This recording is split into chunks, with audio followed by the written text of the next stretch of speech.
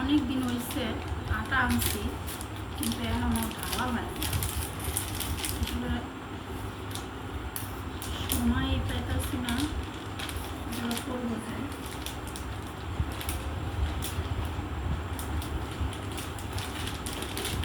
আর এখন গরমের ভিতরে রুট খেতে ভালো লাগে না।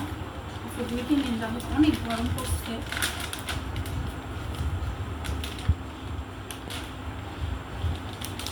দেশের থেকে লাল আটা আনছি না, কিন্তু লাল আটা রুটি খাইতে ভালো লাগে না, কেমন মানে একটা জানি মোটা মোটা লাগে।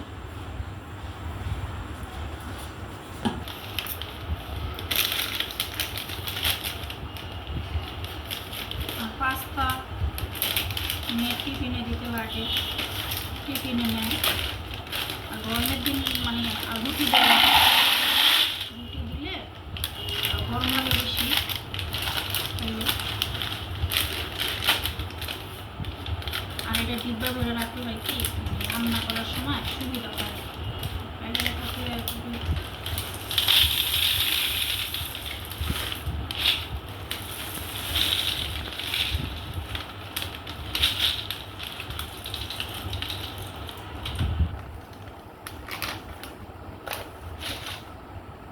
সকালবেলা এখন গুছানো হয় নাই। আর এখন যে গরম পড়ছে, বাচ্চাদের শসা খাওয়াইতে হবে।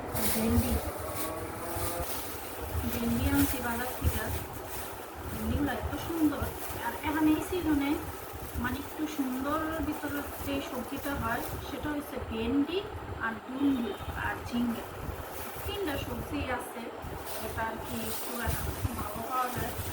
আর সবজি তো ভালো লাগে না। আর শসা আনছি, যে পরিমাণে গরম পড়ছে বাচ্চাদের শসা দিন খাওয়াইতে এবং গরমে তো অল্প করে কাঁচামরিচ খাও না, লম্বা লম্বা একটা কাঁচামরিচ আবার একদম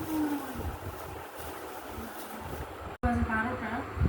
বাইরে আজকে এমন রোদ উঠছে, কি বলবো, বারবার খালি গলা শুকিয়ে যেতেছে, বারবার পানি খেতেছি, কিন্তু কিছু কাজ হতেছে না।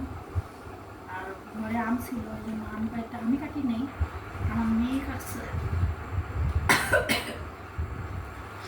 হয় না, ঘরে মেয়ে থাকলে মার কাজে অনেক উপকার হয়। আর আমার মেয়ে দেখেন কত সুন্দর করে আম কাটছে, আমি এইভাবে কাটতে পারতাম না। ফিলসও হ্যাঁ, কাটছেও হ্যাঁ, খালি আমি একটু বানাইতেছি। মরিচ ধরলে আবার হাত জ্বালাপোড়া করে, আমি মাঠে দিতেছি। ঢাকায় প্রথম আজকে আমটা বানাইলাম, সময়ই হয় না। কাসুন দিলে ভালো হতো, বাসায় কাসুন দিলে।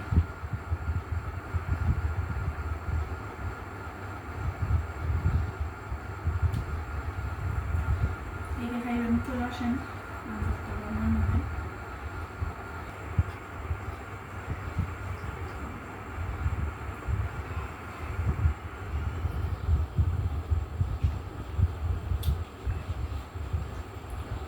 অনেক টক, ঢাকার আমগুলো বেশিরভাগই টক, কারণ টক গাছের আমগুলো আমি গ্রামে দেখছি বিক্রি করে ফেলে, যেটা মানে মিষ্টি খাইতে ওটা ওরা রাইখা দেয়, টক খাওয়া যায় না, এটা বিক্রি করে। তার এটা বস্তা করে পাইকারি তারা মানে ইহেরা ঢাকা নিয়ে আসে, আর আমরা এটা কিনে খাই।